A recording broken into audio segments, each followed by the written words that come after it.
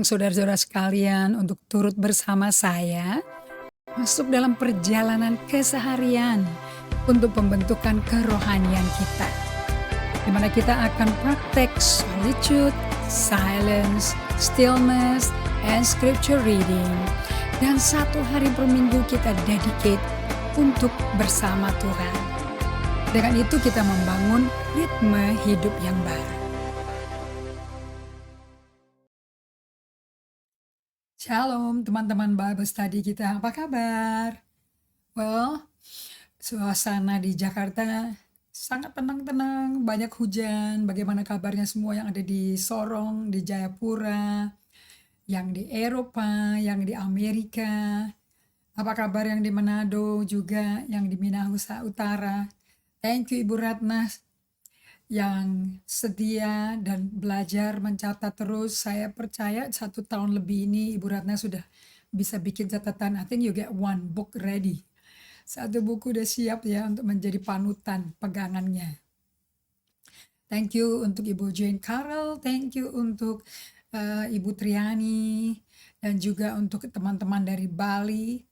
Hari ini kita tetap melanjutkan the progress untuk bagaimana journey daripada jiwa kita mengikuti hati kita yang sudah diperbaharui, kalau Anda sudah lahir baru, dan hati yang baru yang ada roh baru dan ada dipenuhi Roh Kudus.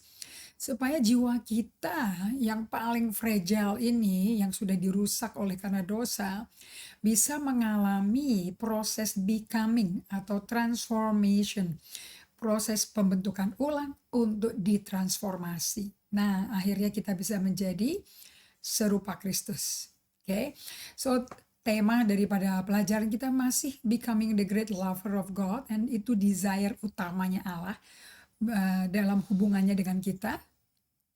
Dan saya percaya semuanya sudah siap untuk belajar dengan catatan, buku Alkitabnya ready, kertas nggak pernah lupa. Kitanya bisa lupa walaupun pada work from home selama PPKM level 4 ini, walaupun masih anak-anak school from home, yet kita masih bisa lupa kehadiran Tuhan, the sense of awareness daripada kehadiran Tuhan. Makanya catatan ini akan, kalau kebaca by accident sambil bersih-bersih, sambil nyiapin segala macam kesibukan, bisa diingatkan lagi. Kita bisa bersatu dalam doa dan mempersiapkan hati kita, minta Roh Kudus betul-betul buka mata hati kita, dan minta Roh Kudus bernapas dalam hati nurani kita supaya logos-logos ini bisa menjadi rema. Suara Tuhan direct ke dalam hati Anda. Tempat kita mendengar dan melihat Tuhan itu di hati kita ya. So ini kita belajar dari Rasul Paulus. Kalau sudah siap, mari kita satu dalam doa ini. Terima kasih Bapak yang terkasih, Bapak yang sungguh panjang sabar, Kau yang berfirman di versi bahasa Inggris, Engkau yang sabar melewati penderitaan, sampai melihat kami semua kembali dipulihkan seperti original design, serupa gambar rupa Allah lagi. Terima kasih untuk tetap Immanuel, tetap di samping kami, tetap bersama kami, apapun situasi kondisi yang kami lewati, dan kaminya pun mengalami banyak goncangan emosi, gejolak emosi, ada emosi up and down, tapi Kau tetap Allah yang setia, karena namamu Immanuel. Urapi firman-Mu, bibir tanah liat ini, dan Roh Kudus bicaralah melalui bibir ini. Kami minta ini hanya di dalam nama Yesus Kristus, Tuhan dan Allah kami. Kami berikan hormat, pujian, kemuliaan hanya bagi-Mu. Amin. Oke, kita akan review. Nah, terakhir kita bicara mengenai bahwa Yesus itu adalah yang mengundang kita, mengajak kita untuk ikut Dia, dan Yesus itu adalah peta kita, true north, mata kompas kita. Jadi matanya jangan lepas dari Yesus. Ingat ya, seperti Petrus yang mencoba Yesus, berkata, yang muncul di tengah-tengah malam dan berkata, kalau itu Engkau Yesus, undang aku dong. Yesus hanya berkata, marilah. Nah, ajakan itu diterima Petrus, dia melangkah keluar dari kapal dan dia kepingin bisa berjalan di atas air seperti Yesus berjalan di atas air malam-malam itu.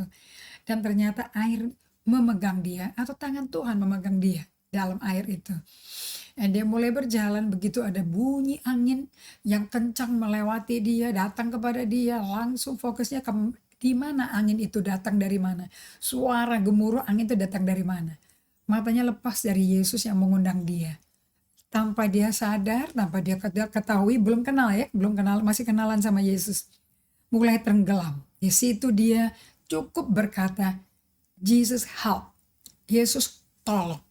Dan dua kata doa itu membuat Yesus datang kepada dia dan membawa mereka tiba di daratan langsung.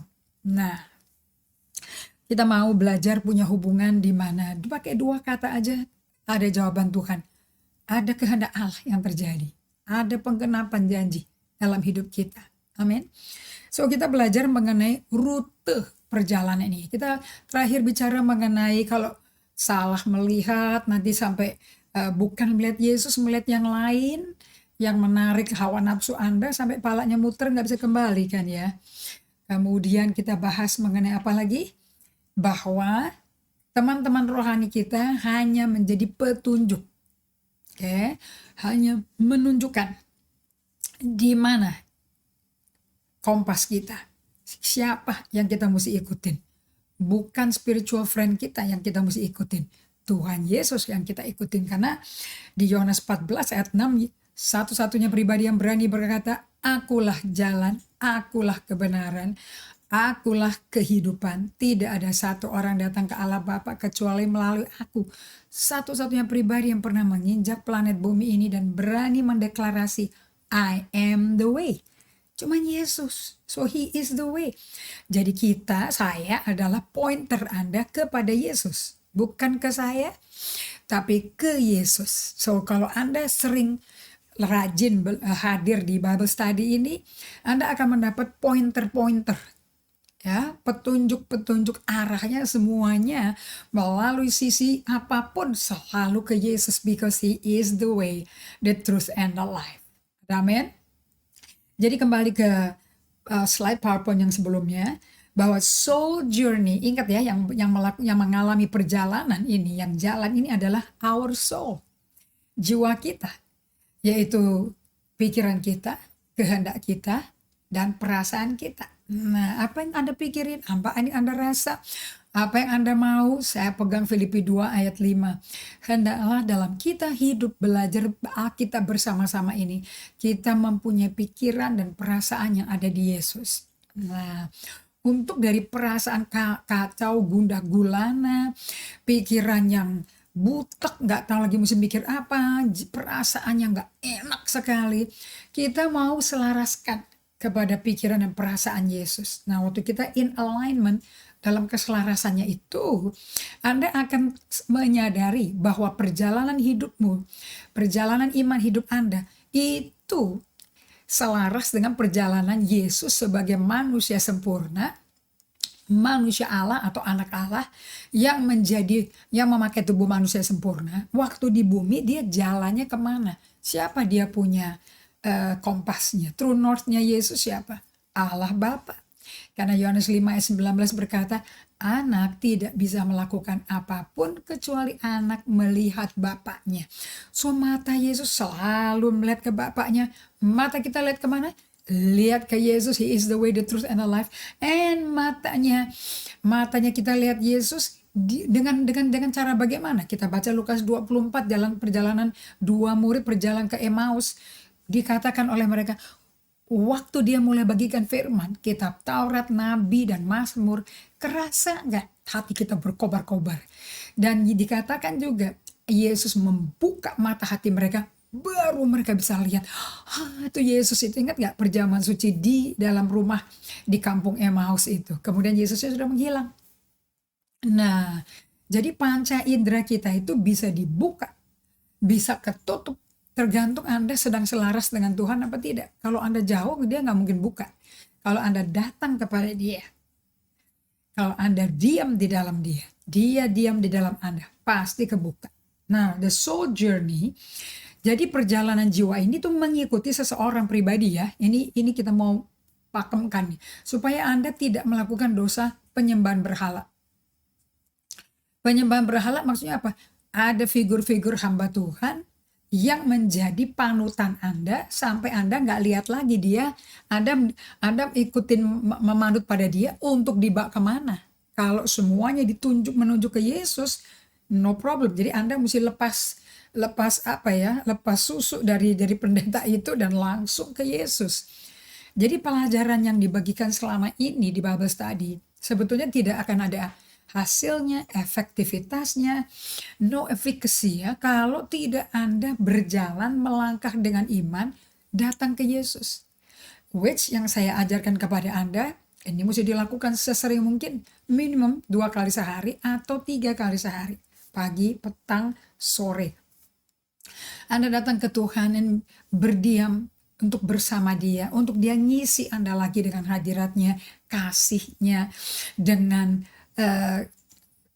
karakternya dia, untuk mengizinkan Allah bekerja di dalam diri Anda. Semakin dekat, semakin bebas Tuhan diizinkan untuk melakukan spiritual formation, membentuk ulang dalamnya kita supaya serupa Kristus. Nah, ini perjalanan dilakukan oleh jiwa kita. Jiwa kita ngikutin seorang pribadi, bukan peta ya.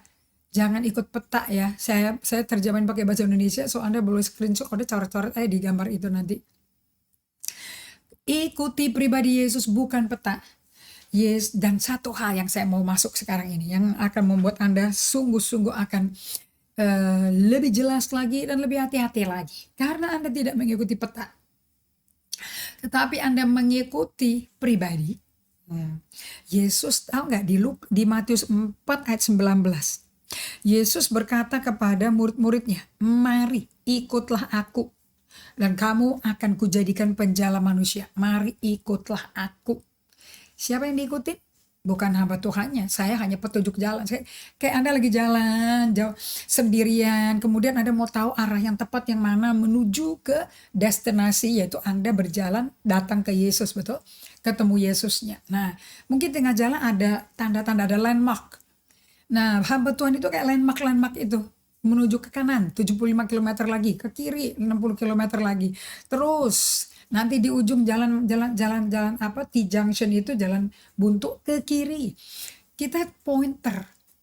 Tapi the truth yang betul-betul kebenaran, yang betul-betul pribadi yang bisa membuat Anda mengalami pembentukan rohani sampai berbuah spiritual transformation, perlu transformasi rohani, itu hanya Yesus. Hanya Yesus yang bisa berubah kita dari dalam keluar, right? Jadi Yesus tidak pernah kasih tahu murid-muridnya loh kemana dia mau pergi. Kemudian kedua, rute yang mana dia mau ambil. Dia hanya berkata, mari ikutlah aku. Nah, coba Anda cari aja tuh. Mari ikutlah aku. Dan tidak dikatakan nanti setiap hari selama 3,5 tahun, jam segini aku akan begini. Jam segini aku begini. Nggak dikasih tahu. Dia hanya kasih tahu hasil akhirnya. Karena engkau mengikuti Yesus dengan rela hati, tidak mempertanyakan Yesus tapi percaya, sambil ngikutin Yesus, transformasi terjadi. Penjala ikan menjadi penjala manusia. Kalau manusia mau dijala, butuh teknik khusus di mana orang-orang tersebut harus dijangkau dengan kasih Allah di dalam hati kita. Kalau nggak ada kasih Allah dalam hati kita, mereka pikir kebaikan kita ada udang di balik batu. Enggak, tapi ini karena Tuhan melakukan transformasi di kita, di 12 muridnya dulu. Akibatnya mereka keluar dan orang-orang yang pernah kenal mereka berkata, kok beda orangnya. Nah, itu yang akan menarik orang datang ke Yesusnya yang mentransformasi kita. Jelas ya Bapak Ibu ya. Jadi teman-teman rohani itu bukanlah jalan kita menuju Allah Bapa, supaya kita bisa betul-betul dimeteraikan oleh Roh Kudus menjadi anak Allah yang sah. Efesus 1 ayat 13-14. Selalu itu poin kepada Yesus. Nah, hari ini, sore ini saya mau bagikan kepada Anda bahwa di dalam Anda mengikuti Yesus dalam soul journey, Anda akan mengalami yang namanya spiritual formation. Tadi saya udah sebut-sebut berkali-kali. Spiritual formation itu Dallas Willard ngomong seperti ini, waktu kita datang ke Tuhan, kita udah punya bentuk rohani. Semua pengalaman dari kita di rahim ibu sampai lahir, sampai mengalami apa aja deh yang di dalam kehidupan kita sampai saat dimana kita dilahirkan kembali, kita sudah punya form bentuk rohani, sudah ada yang dibentuk oleh segala macam pengalaman hidup yang masuk dalam kehidupan kita. Nah, kemudian Anda berjumpa dengan Roh Kudus, berjumpa dengan Yesus, memperkenalkan Roh Kudus, perkenalkan siapa tuh Yesus. Anda mulai kenalan dan Anda dengan sukacita oleh Roh Kudus, Anda mulai belajar mengikuti Yesus. Biar khotbahnya melalui pendeta, tapi sebetulnya yang dikhotbahkan kan perkataan Tuhan. Itu yang mesti diikutin, itu yang mesti ditaati. Step pertama yang Anda akan alami adalah yang namanya spiritual formation, itu adalah discipleship sebetulnya, pemuritan. Nah, tapi ini pemuritan langsung Tuhan yang lakukan. Kalau bukan Tuhan yang lakukan, gak bisa ada formasi apapun, gak ada transformasi apapun, harus dari Yesus sendiri. Kemudian kalau Anda sudah bertumbuh melalui pemuritan ini, kemudian Anda di tahun-tahun berikutnya, 5 tahun, 3 tahun kemudian, 5 tahun kemudian, Anda masih punya kerinduan besar. Anda tuh gak bisa tenang sampai Anda tuh bisa ngalami Tuhan lebih lagi. Jadi bukan kumpulin informasi di kepala, tapi ngalami Tuhan yang berfirman. Peter Scazzero berkata seperti ini, kalau Anda baca Alkitab, Anda izinkan Tuhan bicara ke Anda. Bukannya Anda mencoba mentafsirkan Alkitab, tapi Tuhan mau bicara sama Anda. Makanya ciri-ciri orang yang betul-betul mengenal suara Tuhan, pecinta kekasih yang luar biasanya Tuhan, Anda tipe orang-orang yang pasti punya ritme hidup, slowing down, kurangi tempo, karena kita nggak bisa bangun hubungan terburu-buru. Anda nggak bisa mencintai Tuhan tergila-gila setelah lahir baru 20 tahun yang lalu. Sekarang mungkin kering kerontang, sekarang lebih banyak sibuk kerja daripada actually kangen sama pribadi Allah. Kangen sama Roh Kudus, kangen sama Yesusnya. Nah, kalau Anda tidak dikembangkan kangen sama Tuhannya ini, tapi lebih menyibukkan segala macam kesibukan apapun yang perlu dilakukan di gereja, Anda tidak akan mengalami transformasi. Nah, ingat ya, semua undangan perjalanan dengan Yesus, mari ikut aku, ku jadikan penjala manusia, itu punya destiny, itu punya goal. Goalnya bukan berapa jutaan jiwa melalui Anda, pelayanan Anda, mereka selamat. Tetapi goalnya adalah apakah orang-orang yang di sekitar Anda itu ngalami Kristus kerjasama dengan Anda semua. Nah, kita perkenalkan kepada Anda setelah awal-awal tuh pasti kita semua ngalami yang namanya discipleship atau spiritual formation. Bagian kedua, Anda akan kalau terus betul-betul Anda lapar dan haus akan Tuhan, mencapai titik di mana Anda akan butuh spiritual direction. Kebutuhan diarahkan secara rohani. Ini untuk orang-orang yang sudah lebih senior atau lebih lama ikut Tuhannya dalam hal mentaati Tuhan, mengenal Tuhan, berada bersama Tuhan. Nah, ini kalau spiritual direction ini khusus buat orang yang sudah senior, yang udah lebih dalam lagi di dalam perjalanannya dengan Tuhan. Nah, mereka akan memperdalam bagaimana mereka melihat Tuhan. Mereka sudah ada di dalam form, pola, tuh doa, baca Alkitab, puasa, itu udah termasuk paket harian mereka. Nah, spiritual direction ini kalau mengikuti John Calvin maupun aliran keluarga teman-teman kami yang Protestan, itu mereka bagi dalam 3 bagian tuh. Satu, kalau udah semakin dalam ya ikut Tuhannya ya. Setiap kita ikut Tuhan, karakternya akan mengalami pemurnian. Nah, di situ Anda dibuka. Saya belajar di Dallas Willard begini nih. Hanya Allah yang bisa mengundang engkau ke dalam ketenangan, dan keteduhan jiwamu. Hanya Tuhan yang bisa ngundang itu pada kalian. Karena dunia nggak akan ngundang untuk Anda berdiam. Dunia akan semakin, ya Anda tahu aja kita kan di tengah-tengahnya. Semakin cepat semakin baik katanya. Semakin sibuk semakin sukses katanya. Padahal itu salah definisi itu.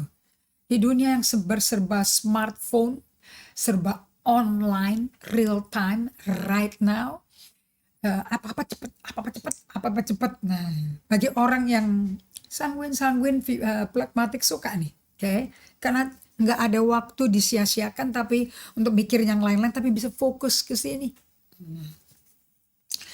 Orang-orang seperti ini akan mengalami namanya pemurnian, di mana Anda betul-betul tidak akan bergaul campur aduk bersama dunia lagi. Anda tinggalkan sistem dunia. Kemudian Anda mengalami illumination. Anda setelah purification, Anda akan mengalami illumination, di mana Anda sendiri mengalami bertumbuh di dalam kasih Allah, damai sejahteranya, dan di dalam penyerahan totalitas penyerahan hidup Anda kepada Tuhan. Sehingga Anda mengalami yang ini yang saya belajar dari Peter Scazzero. Kalau Anda bisa berserah total. Saya juga dengerin Rick Warren ya, pada waktu dia barusan 1 bulan kemudian setelah kejadian tragedi putranya mengambil nyawanya sendiri karena penyakit ya. Nah, dia ajarin mengenai orang kalau mengalami berita kehilangan, kedukaan, terutama anak sendiri, itu akan menghasilkan 6 tahapan yang dia sendiri pribadi 1 bulan itu dia mesti lewati, dari shock sampai surrender, sampai betul-betul memuliakan Allah. Okay. Nah, ini adalah perjalanan, itu loh namanya soul journey. Ya, jadi kalau Anda barusan ada kehilangan keluarga, mungkin di PPKM ini atau PPKM level 4 yang pertama atau yang baru ini, apapun kalau Anda alami, dengarkan baik-baik, Allah besertamu. Jadi Anda tidak fokus ke orang yang bukan jenis untuk membantu Anda, yang mungkin datang ke rumah Anda tapi bukan teman baik. Namun Allah itu teman baik, betul atau tidak? Nah, setelah Anda mengalami illumination, di mana Anda bertumbuh dalam pengalaman pribadimu bersama Tuhan, bersama kasih-Nya damai sejahtera seperti Filipi 4 ayat 7, dan mengalami secara progresif gradasi. Setiap hari itu ada semakin lama semakin berserah sama Tuhan, alias percaya kepada totalitasnya Allah seluruh hidupmu. Kalau Anda bisa mengalami ini terus, Anda akan mengalami yang namanya perjumpaan dengan Allah yang begitu indah, namanya loving union. Jadi total surrender to His will as His Spirit become ours, itu menjadi hasil bagaimana kalau Anda semuanya mengambil waktu untuk 5S. Ini Alkitab ini tidak bisa dibaca sekedar dengan logika kita. Harus dengan hadirat Roh Kudus hadir dan menuntun kita dan menjelaskan kita. Nah, orang-orang yang kehilangan, mengalami kedukaan itu juga panik, butuh ditemani. Tapi tidak dikhotbahin sampai ditanya, mau dijawab, Roh Kudus akan pimpin kita. Ya, ini total surrender bagi kita juga, bukan kehendak kita tapi kehendak Allah ya. Total surrender to His will pada waktu Roh Kudus menjadi kita, itu dijelaskan oleh Teresa dari Avila dalam bukunya Interior Castle. Saya suka sekali. Saya punya bukunya, belum selesai tapi saya ambil jantungnya. Teresa Avila ini mengajarkan bagaimana kita setelah menjadi pengikut Kristus, jadi pengikut Kristusnya mohon diselesaikan. Di bagian advance, kelas yang lebih tinggi, untuk bisa ada Allah, kita bisa menjadi kekasih terbesarnya Yesus, menjadi setia di tengah-tengah sekolah di rumah, kerja di rumah, melalui Zoom setiap hari, setiap jam. Anda mungkin jenuh, kemudian kena masalah, ada isu kiri dan kanan. Bagaimana Anda menghadapi ini semua? Teresa Avila tuh bagus sekali, dia bikin interior castle. Jadi ada kastil ya. Nah, di dalam kastil itu ada 7 ruangan. 7 ruangan itu menggambarkan suatu kegerakan. Dari doa yang bersuara sampai hanya merenungkan berada di dalam Tuhan, Tuhan di dalam kita, sampai contemplation. Atau doa kontemplatif ini lebih berarti berada bersama Bapa, 3B itu.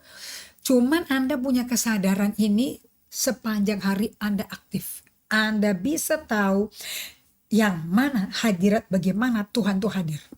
Nah, kalau Anda melakukan exercise 3 ruangan ini, pasti tahu. Nggak mungkin enggak. Dan Allah seneng kok kita datang ke ruang-ruang itu untuk mendekat kepada Tuhan. Betul kan?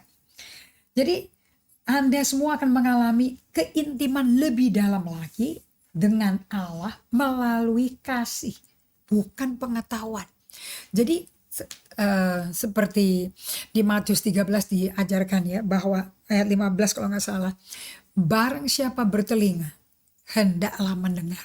Nah, kalau ada satu orang yang mendengar aja, terjadilah revolusi karena langsung dari Tuhan. Demikianlah mujizat terjadi di kandang dombanya. Yesus di dalam juga di murid-muridnya, dia ngalami yang namanya a journey dari baby sampai adult, sampai jadi rabi, sampai jadi anak domba Allah. There's a soul journey yang dia lakukan. Nah, sampai dia bisa sempurna jadi anak domba Allah. Murid-murid Yesus ngalami yang sama. Nah, kalau tujuannya 7 ruangan ini bagaimana dari kondisi apapun yang kita aslinya seperti apa kita bawa ya, dari masa kecil kita atau tempat kita bertumbuh dewasa, sampai kita bisa menjadi pribadi yang berada bersama Tuhan. Nah, kalau Anda udah sampai seperti ini, Anda akan masuk ke fase terakhir, di mana doanya Rasul Paulus ya, 2 Korintus 13 ya, ayat 13. Semoga biar hadirat Allah menyertai Anda, kasih karunia Yesus menyertai Anda, dan Roh Kudus beserta Anda. Nah, tujuannya daripada orang melalui buku dari interior castle-nya si Teresa Avila, supaya Anda mengalami keintiman yang semakin hari semakin dalam, lebih dalam lagi. Ku rindu kau Tuhan. Nah, kalau Anda suka lagu-lagu kayak gitu, there is a movement, ada gerakan. Di mana jiwamu mengikuti bimbingan Roh Kudus. Kemana nggak tahu. Anda matanya mesti lihat terus, nggak bisa lihat kiri kanan, nggak bisa lihat ke masalah lebih gede daripada kehadiran Allah, nggak boleh. Kalau Anda terus fokus, you will go through a deepening intimacy with God melalui kasih, bukan pengetahuan Alkitab yang dikumpul di kepala. Jadi Alkitab ini ya bisa menjadi Allah hadir di depan kita loh. Kalau kita datang dulu dan mengalami keintiman di dalam roh dan jiwa kita, maka kita bisa baca Alkitab seperti Tuhan yang langsung pribadi ngomong ke kita. Nah, ini hanya dapat terjadi Anda kalau baca bukunya Teresa dari Avila, The Movement dari 7 ruangan di dalam kastil itu. Nah, saya akan bagikan ya. Si Teresa Avila ini membuat kita mengerti, mengenal Allah. Itu gimana yang benar? Orang kenal Allah dari banyak pengetahuan ayat yang dihafalin atau dari hati. Kita udah establish ya bahwa GPS-nya Tuhan di bumi itu siapa? Hati kita, hati orang percaya. Nah, sekarang saya mau ajarin Anda, saya belajar dari Teresa Avila, bagaimana sih mengalami, ini perlu ada koreksi, saya punya ketikan ya, bagaimana alami dicintai Allah Bapa itu, bagaimana ngalaminya, oke? Supaya bisa mengasihi sesama seperti kita mengasihi diri kita sendiri. How to become a great lover? Melalui perjalanan jiwa kita yang betul-betul semuanya kita ini tidak datang ke Tuhan dengan jiwa yang sehat kan ya. Segala macam campur aduk ada di situ pengalaman. Dan everything yang terjadi, event terjadi apapun sepanjang hidup kita, itu bisa tertanam loh di jiwa kita. Jadi kita bisa ada buah-buah yang buruk, ada buah-buah yang busuk, ada buah yang bagus, tergantung itu benih yang kita terima dengan penuh kerelaan, atau benih mati karena kita nggak sadar lagi ada benih lewat. Whatever it is, tapi perjalanan kita melalui 7 ruangan di kastilnya Teresa dari Avila itu hanya analogi ya. Gambarannya tuh kayak begitu itu loh, kalau orang berjalan sama Tuhan di jiwanya tuh. Nah, Teresa Avila, saya quote dari bukunya dia juga. In following Teresa of Avila leading, Avila itu nama kota ya, bukan nama keluarga. Nama orang itu Teresa. Dari kampung Avila, dia mimpin kita. We can open the doors to the interior rooms. Nah, kita bisa buka pintu, banyak pintu kan ada 7 ruangan kan. Nah, di mana ruangan-ruangan interior kita itu bisa terdiri dari ruang pertama misalnya. Kita bawa waktu kita dipimpin Roh Kudus dalam perjalanan jiwa kita untuk membentuk untuk suatu spiritual formation atau transformation, kita bisa bawa ruang 1, ruang 2, ruang 3. Nah, ruang 1 itu bisa isinya kesepian, loneliness, losses, kehilangan-kehilangan, anger, amarah, disappointment, betrayal, kekecewaan, pengkhianatan, dan enter with confidence. Tapi kita bisa masuk ke ruangan itu dan lihat, jiwa kita kok penuh ya kayak beginian ya. Dan menerima dan mengetahui, itu namanya self-awareness Bapak Ibu sekalian. Kalau kita nggak ada self-awareness, kita nggak tahu kita banyak kepahitan, kita banyak ngamuk, banyak amarah, terpendam, ditekan, direpress di situ. Kekecewaan, pengkhianatan dari orang lain yang kita alami, dari keluarga. Nah, kalau itu tidak dikunjungi, kita masuk, kita sapu di bawah karpet terus. Itu yang bikin jiwa kita jadi banyak kotoran, racun. Akibatnya kita bisa bereaksi reaktif. Jiwa yang reaktif nggak sadar. Nah, so this is the first room. Nah, kita nggak usah takut masukin ini, bahkan bisa dengan keyakinan. Kenapa? Karena Allah Bapa kita beserta kita. Jadi ketemu sama diri kita sendiri. Nah, Anda nggak bisa mencintai diri sendiri sampai Anda kenalan dulu sama diri Anda sendiri. Isinya apa aja ya jiwa Anda ya.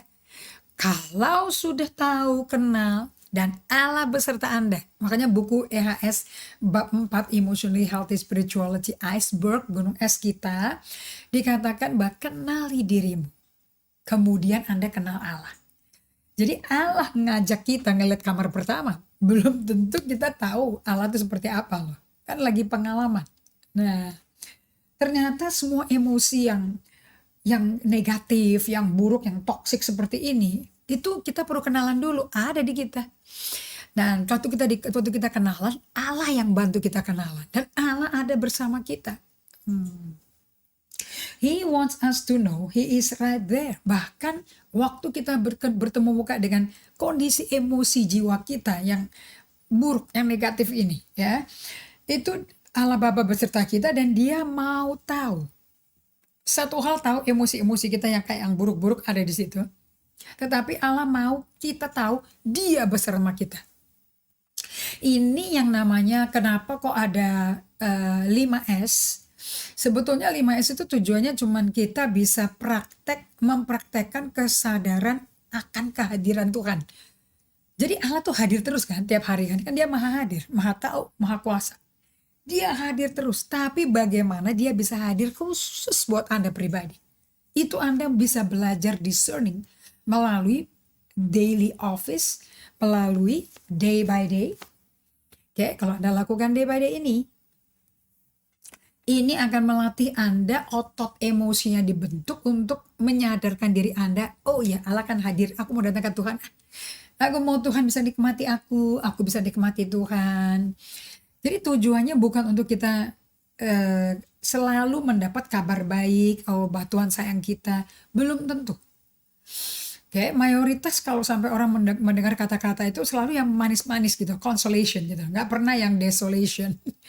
Sebetulnya tujuan daripada kita 5S itu bukan untuk mengalami enak ketemu Tuhan, no. Kadang-kadang Tuhan diem aja kok, bahkan nggak Anda mau nyari kehadiran kayak apapun, perasaan kayak apapun, emosi Anda udah sehat kayak apapun, nggak bisa denger apa-apa. Karena Allah mau Anda tahu, aku Immanuel, aku selalu besertamu, tanpa ada perasaan ikut campur sama sekali. Nah itu proses pertumbuhan dewasa, pengenalan akan Allah. Ingat ya, Yesus itu di Getsemani teriak 3 jam nggak dijawab loh. Kemudian Dia dipaku di kayu salib. Dia teriak-teriak kan, Bapakku, kenapa kau tinggalkan aku? Enggak dijawab. Tapi apakah Allah ninggalin Dia? Enggak, Allah ada. Allah hadir sekali. Nah, kita akan ini orang yang kalau Anda kepingin pengalaman seperti ini dan pengertian seperti ini, satu hal bisa ngelihat dapat pewahyuan, satu hal mengalami sendiri dalam kehidupan Anda. Anda mesti tertarik di dalam perjalanan jiwa ini. Jadi nggak cukup jadi Kristen mingguan, tapi Kristen harianmu juga mesti mengalami pewahyuan firman, pertemuan Tuhan waktu baca Alkitab. Alkitab yang ngomong ke Anda walaupun lewat suaramu. Teresa Avila mengajarkan di sini bahwa di Tuhan itu kepingin kita ini tahu bahwa Dia ada di situ, bahwa kita tidak perlu melakukan apapun dan tidak perlu menyembunyikan kondisi emosi lagi luka, lagi buruk, lagi toksik, lagi negatif. Itu nggak usah ditutup-tutupin. Allah tahu. Nah, dengan Anda masuk ke kamar ini yang pertama, Dia mau Anda tahu, Dia tuh ada di kamar itu. Kan Dia turut merasakan kelemahan kita. Walaupun Dia nggak mau berdosa. Kalau Dia sampai bilang nggak mau berdosa, berarti Dia mengalami juga perasaan negatif itu. Oke, jadi kita nggak perlu sembunyi-sembunyikan di bawah karpet biar nggak kelihatan orang, biar nggak kelihatan Tuhan. Tuhannya Tuhannya ada di situ kok. Oke, nah ini ruang pertama nih Teresa Avila, 7 room kan in the castle. Nah, kemudian yang kedua, ini perjalanan ya. Kenapa kok kita perlu memberi perhatian kepada perasaan kita? Saya senang ini karena Teresa dari Avila ini juga referensi dari Peter Scazzero ya. Kenapa kok kita mesti memberi perhatian kepada perasaan kita? Well, because kita ini dibikin oleh serupa gambar rupa Allah. Dan dalam gambar rupa Allah itu ternyata termasuk emosinya kita juga. Kalau Allah bisa mengeluarkan emosinya, kita juga bisa. Allah nggak pernah pendem emosi, sama sekali nggak pernah ditelan dia. Dia nggak pernah tekan-tekan, dikubur-kubur, disangkal-sangkalin. Allah mau nyangkal gimana? Oke, dia selalu terbuka. Aku sedih, aku nyesel bikin manusia jahat terus pikirannya nih. Ingat ya Kejadian 6, aku regret. Terus dia mau memusnahkan semua keturunan Abraham yang dikeluarin dari Mesir itu karena mereka bikin lembu tuangan emas itu. Kemudian dia bilang sama Musa, aku mau musnahkan semua ini deh. Aku nyesel, aku benar-benar nyesel. Musa naik banding, kalau mau dimusnahkan, kau mau bikin bangsa baru melalui aku? Wah, nggak bisa. Bahaya itu. Nanti orang Mesir dengar itu Allah yang berhasil mengeluarkan sampai ke padang gurun pakai membelah Laut Merah. Ya, nggak kelar. Ternyata dia cuma mau bunuh mereka ujungnya. Nanti mereka ngomong apa? Bertobat loh Tuhan. Digituin loh sama Musa Tuhan ya. Dan dia menyesal. Jadi dia bisa keluarin penyesalan itu. Nah, jadi we are made in God's image and part of that image involve emotion. Alkitab berbicara, the Bible speaks of God's delight. Allah itu bicara juga dengan kesukaannya Tuhan, kegembiraan Tuhan apa, kepuasannya Tuhan itu apa, sukacita Tuhan. Ingat kan? Yesus bersukacita waktu muridnya balik dua-dua setelah diutus. Mereka pada teriak, wow, semua setan pada tunduk sama kita usir pakai namamu, keluar semuanya. Kemudian Yesus kan ngomong sama mereka, kamu jangan ketawa karena setan-setan tunduk sama kamu, tapi karena namamu tertulis di buku kehidupan. Nah, kemudian Yesus ketawa sama bapaknya. Terima kasih ya Pak ya, kamu memberikan hikmat kepada orang-orang sederhana kayak begini.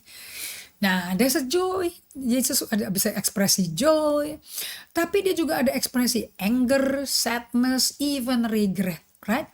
Nah, kita lihat sekarang nabi-nabi yang ada di Alkitab itu. Nabi Yunus temperamental nggak tuh? Yeremia. Nabi Yeremia satu buku aja dia tulis namanya ratapan. Isinya ratapan doang. Nyesel. Nyeselin hidupnya dia di bumi itu nyesel banget. Daud ekspresi ngamuk-ngamuknya. Saya suka nih. The prophet who knew God best were most assured that he would love them no matter how they felt. Anda mau screenshot yang ini bagus nih. Jadi saya ambil dari Teresa Avila. Nabi-nabi yang mengenal Tuhan,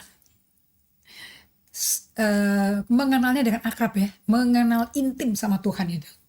Mereka dijaminkan, dipastikan bahwa mereka tetap disayang. Seperti sayangnya Tuhan kalau para nabi ini lagi bener, lagi waras gitu hidup kelakuannya dan temperamennya. Bahwa Allah mencintai mereka no matter how they felt. Nggak peduli perasaan mereka lagi kayak apa. Abraham bohong berapa kali tuh.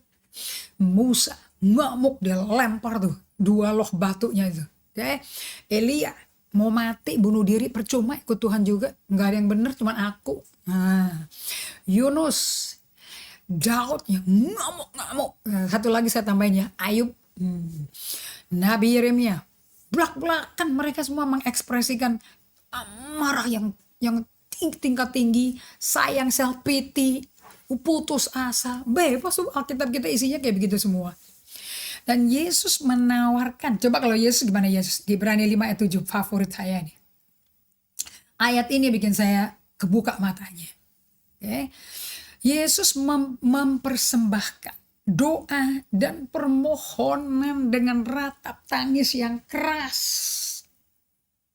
kepada Bapaknya yang bisa nyelamatin nyawa dia. So, Yesus gak malu ekspresikan emosi. Para nabi yang kenal Tuhan dengan dekat, Abraham aja namanya sahabat Allah dikasih Tuhan. Right? Semua bisa ngeluarin Allah Bapa pun, Roh Kudus juga bisa berduka, Efesus 4 ayat 30. Bebas. Nah, ini baru di ruang pertama nih. Kalau Anda mau dalam perjalanan menuju cinta menjadi kekasihnya Allah Bapa nih. Madame Guyon, salah satu ibu rohani yang hidup karena imannya di penjara di Prancis ya, dia ngalami aniaya, abuse secara fisik, mental gara-gara imannya pada Yesus. Madame Guyon pun mengajarkan bahwa mengenal dan mengerti perasaan-perasaan kita itu alkitabiah loh. Dan mengetahui Allah mencintai kita di saat emosi kita sedang negatif semua, itu juga alkitabiah.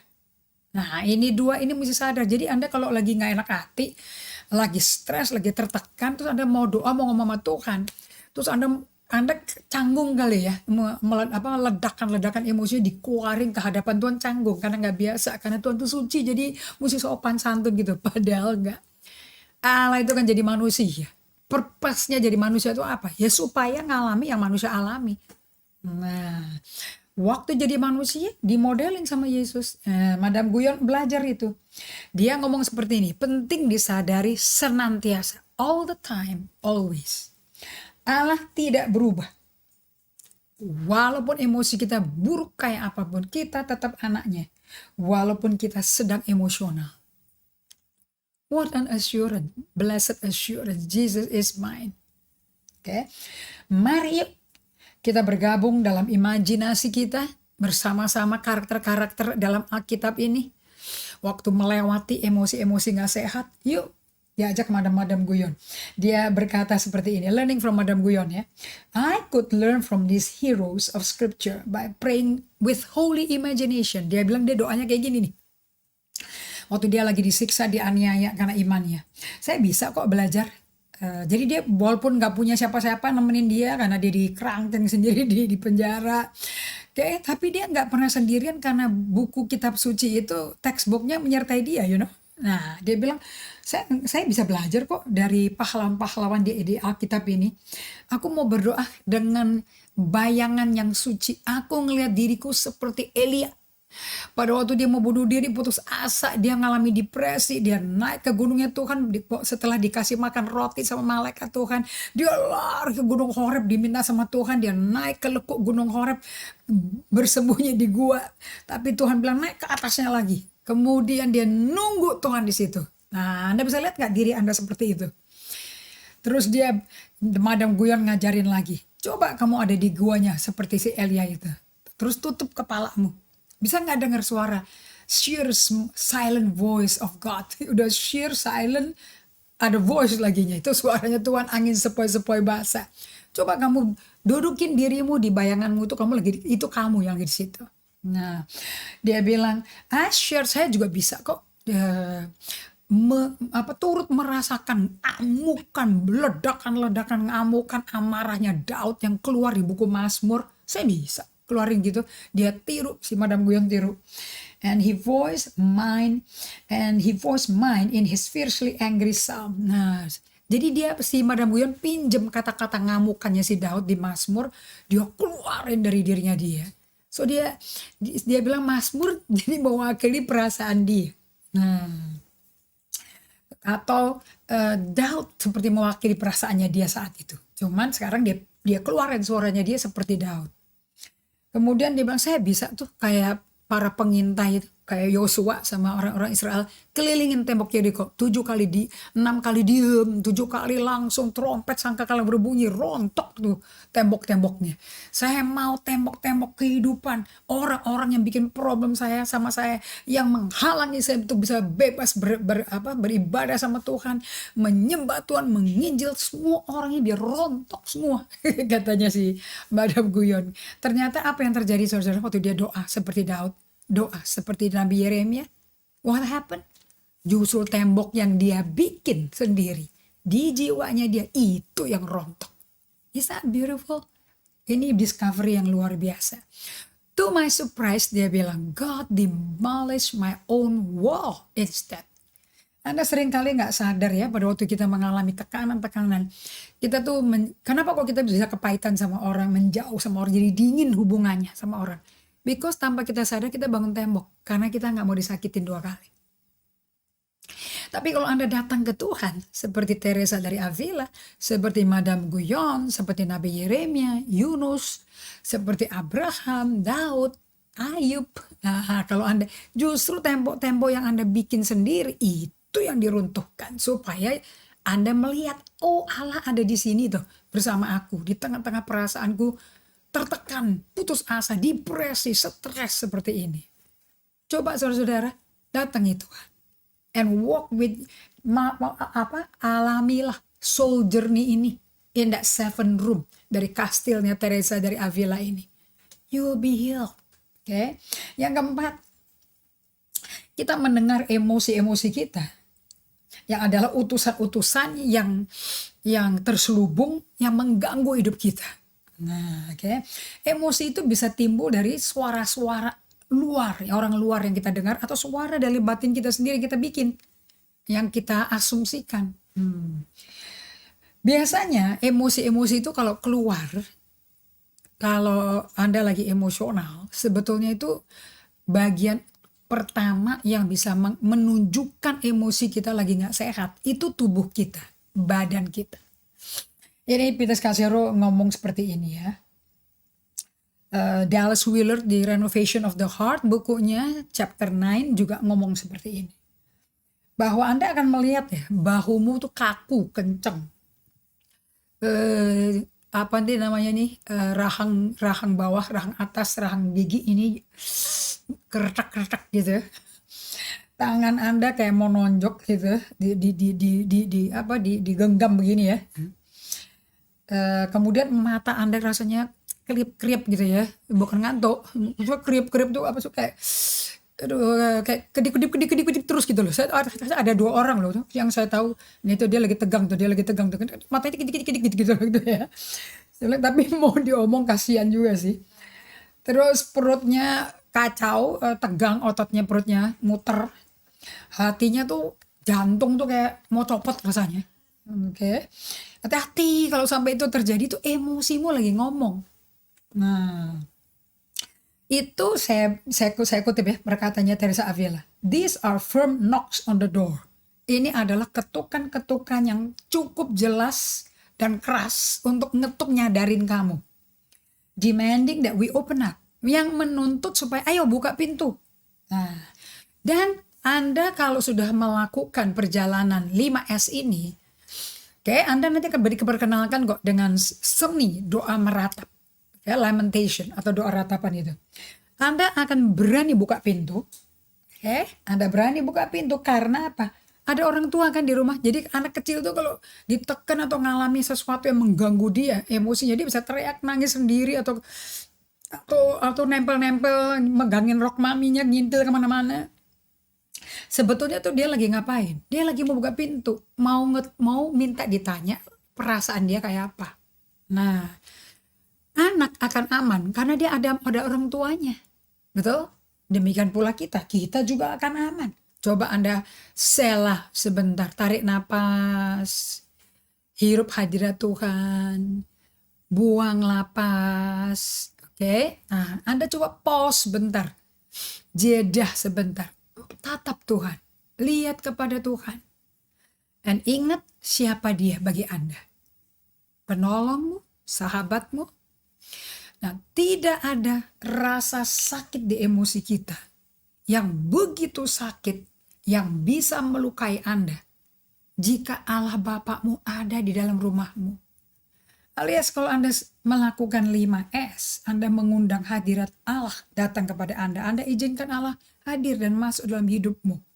Ingat satu hal Bapak Ibu sekalian, dengan sakit dan tekanan emosi yang luka, yang dingin, yang ngamuk apapun ada di dalam jiwamu. Selama hadirat Allah Bapa masuk dan datang kepadamu, Anda aman. Justru Dia akan sembuhkan. Justru Dia akan, kalau Anda lepasin semua ke tangan Dia, Anda berikan semua rasa gundah gulanamu, tertekan, despairmu kepada Dia, Dia ambil. Kemudian Dia sembuhkan batinmu. Dan Dia menjadikan tempat itu ruang tinggal lebih besar untuk Dia menetap di dalam Anda. Sehingga Anda ngalami Yohanes 15 loh. Tinggal dalam aku tinggal dalam kamu. Dan kamu minta apa saja kepada Bapa dalam namaku, kamu udah terima. Nah, baru kita bisa jadi ranting yang menghasilkan buah. Jadi it's okay. Justru Allah tertarik sama emosi yang luka itu. Dan hanya Dia yang bisa sembuhkan. Mazmur 147 ayat 3. Kemudian nomor 5. Ya, ini perjalanan kita ya sama Teresa Avila. Pada waktu Anda datang kepada Tuhan, Anda tuh mestinya tuh ask God for His opinion. Minta Tuhan, Anda mesti gimana dengan emosi-emosi yang memenuhi jiwa Anda kayak begini, Anda mesti ngapain, mesti gimana. Saya quote dari bukunya, He doesn't care that some emotion make awkward guess. Dia nggak terlalu peduli ya kalau emosi-emosi yang nggak enak tadi itu depresi atau mungkin Anda sampai bipolar atau apa, itu tamu yang bikin Anda jadi canggung, jadi bingung gitu. Nanti kalau ketahuan orang gimana, nggak enak, bla bla bla segala macam ya. Dia seringkali, He often allows them to stay there for a while. Allah seringkali mengizinkan itu perasaan-perasaan nggak enak tinggal menetap di dalam Anda untuk beberapa waktu. Jadi nggak ada instan-instan kesembuhan loh. Kenapa kok dibiarin? Kita kok mesti melalui proses ngalami ini beberapa saat. Untuk Anda kenal Tuhan, bahwa sekalipun Anda kondisinya seperti itu, He never condemn you. Dia nggak pernah menghukum Anda. But He does, sometimes He leads us to repentance. Tapi yang Dia lakukan seringkali justru mimpin Anda kepada pertobatan. Untuk kembali ke Dia. Return to Him. And be converted. Ingat be converted itu gimana? Prosesnya, Anda berjalan dengan Tuhan, so segala macam emosi yang ada di jiwa, Anda serahkan ke Tuhan, and Dia perbarui Anda, terjadi spiritual formation yang menghasilkan spiritual transformation. Right? This is the process. Nah, Anda akan bisa bertemu dengan Tuhan yang lemah lembut, yang baik, tidak ada penghukuman, dan Dia ngajak kita berperkara. Let us reason together. Nanti Dia bisa ngomong seperti di Yesaya 1 ayat 18. Let's think about that differently. Yuk kita ngelihat situasi itu dari sudut perspektif yang berbeda. Yuk malah diajak dialog di situ. So Anda bisa mengalami pertemuan di tengah Anda mengalami penderitaan, kesengsaraan. So Petrus Kasiro berkata justru mengenal penderitaan kita. Emosi yang gak sehat itu justru itu akan membuat Anda mengalami perjumpaan dengan Tuhan. Ini berdasarkan kesaksian 2-3 orang perkara sah ya saudara-saudara ya. So God continues to invite me to be fully present and free while with Him. I still discover new interior rooms and open locked doors. Ternyata udah masuk ruang 1, ruang 2. Oke, masih ada kok ruang-ruang 7 kan ya, yang masih belum dibuka pintunya. Masih kekunci pintunya. Dan mungkin ada ruangan berikutnya, ada sukacita yang lebih dalam, ada kasih Allah yang lebih dalam, ada kondisi kita yang robust, yang excited, yang luar biasa, yang akan keluar di pintu berikutnya. Dan akhirnya kita dirayakan. Nah, saudara-saudara, Jadi ternyata kalau Anda lagi sedih, kepahitan, amarah besar, listen to me carefully ya. Jangan Anda sibukin diri melakukan, Anda pikir dengan melakukan banyak kerjaan buat Tuhan akan hilang perasaan itu. Justru Tuhan mau berurusan dengan Anda, bangun hubungan melalui perasaan buruk itu. Perasaan gak enaknya itu. So, kalau saya mau sampaikan kepada Anda hari ini, kepahitan itu bisa menjadi a sweet aroma in your life, a sweet experience with God di dalam hidup Anda. Kalau Anda bisa mau menamakan, mengidentifikasikan whatever is your emotion. Makanya 5S itu penting. 5S itu akan membawa Anda bisa kenal, identifikasikan perasaannya apa sih. Oh, lagi khawatir ya. Oh, lagi cemas ya. Terus tenang lagi, diam lagi, tanya khawatirnya tentang apa ya. Apa yang membuat kamu begini cemas sampai deg-degan, sampai jantung rasanya sakitnya nggak keruan, mau copot rasanya. Perut mules nggak keruan. Ini alias karena apa ya? Nah, it takes more time. Nah, ini makanya daily office itu penting sekali. Because on the journey, Anda bisa mengalami perjumpaan dengan dirimu. Dan Anda akan akhirnya berjumpa dengan Allah. Dan Anda kenalan sama Allah. Pribadi yang sabar, mengasihi Anda tanpa syarat. Tidak perlu Anda perform baik dulu baru Anda merasa dicintai, pasti Anda akan dapat reward. Tidak perlu sama sekali. Oke, kita udah sampai penghujung acara ini, Bible Study ini. Saya mau sampaikan seperti ini ya. Ada seseorang yang bersaksi seperti ini. Dia tuh waktu kecil, maminya tuh sakit-sakitan. Jadi waktu dia masih umur 5 tahun. Jadi terpaksa keluarganya ada babysitter. Si babysitter yang disewa ini, kalau dia datang, dia selalu nyimpen nih anak kecil perempuan ini di kamar, di kloset gitu loh. Selama dia kerja. Dan dia telan perasaannya dia itu. Sampai dia membuat pikiran bahwa kehadiranku tuh sampai dia kawin, sampai umur 30 tahun dia mengalami suatu krisis, dia baru sadar sampai perkawinannya sampai cerai loh. Suaminya tuh nggak ngerti bagaimana dia menghadapi rasa sakit hatinya dia itu. Yang dia udah pendam dari kecil, gara-gara si babysitter. Dia punya asumsi penjelasan bahwa kehadiran dia tuh nggak penting. Dia tuh nggak dimaui sama sekali. Nah, saya kasih ini sebagai studi kasus ya pada Anda ya. Melalui 5 poin yang diajarin oleh Teresa dari Avila ini, masukin ke 7 ruangan dalam kastilmu. Dalam hidupmu, kastilmu itu. Nah, bagaimana Anda proses supaya Anda bisa sembuh dari luka batin ini? That will be your PR. Okay? Supaya Anda tidak menjadi orang antik. Karena Anda tidak menjadi dirimu sendiri. Anda pakai topeng. Okay? Dan selalu menghindar, selalu menyingkir kalau ada masalah. Kalau ada kepentingan, ada orang penting atau datang, Anda menyingkir, sibukin diri di dapur atau apa, sehingga Anda presence-nya nggak ada gitu loh. Sampai diajak ngomong, diminta, dan nggak semua orang bisa sabar kalau nggak ngerti latar belakangnya apa. Karena dia bikin tembok kan. Saya percaya Anda bisa mengurai kehidupan orang ini melalui pelajaran bagaimana akhirnya orang ini bisa menjadi the great lover of God. Dia went through and recognize, identify dia punya emotion. Lihat, Allah Bapa selalu beserta kita. Never forget that Immanuel principle itu seumur hidup sampai Yesus kembali. Will always be the principle. Oke, kita berdoa ya, saudara-saudara ya.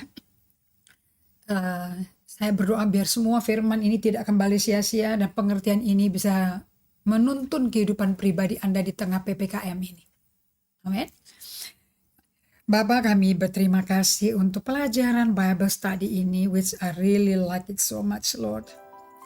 Memang untuk menuju ke cinta mula-mula, kita akan mengalami, dan diawali dengan banyak perjalanan dari jatuh cinta awal waktu lahir baru, menjadi kering, gersang kayak padang gurun, di mana kesetiaan kami pada Tuhan diuji, tapi yang keluar emosi yang gundah gulana, bahkan jatuh dalam dosa, bahkan tidak melakukan firman, bahkan ninggalin Tuhan, tapi kemudian ada pengalaman kembali ke Tuhan lagi.